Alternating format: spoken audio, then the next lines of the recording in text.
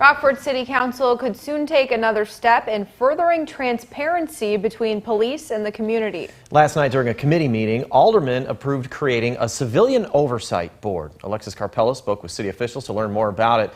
Alexis, what do they have to say?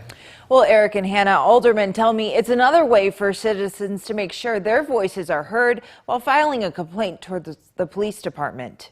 We need to be incredibly transparent with our complaint process. Typically, Rockford residents can file complaints about the police department online or any of the 3 stations. Rockford Mayor Tom McNamara says residents believe their complaints weren't being investigated. Every single complaint that comes in does get investigated and gets investigated thoroughly at multiple different levels. When you look at all the complaints that come into the police department, about 67% of those complaints come in from our own officers about our own officers.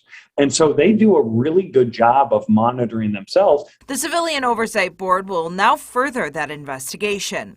11th Ward Alderman Tuffy Quinones says this type of board is critical for the community. An oversight board is long overdue. It should make the community happy.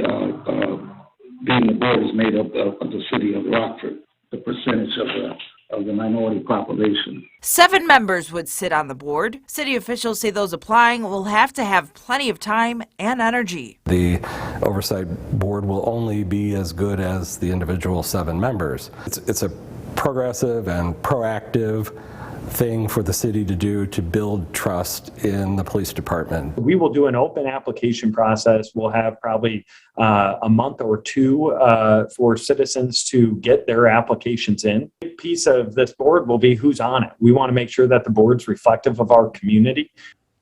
The full council could approve the board next Monday. We'll let you know how they vote. Hannah?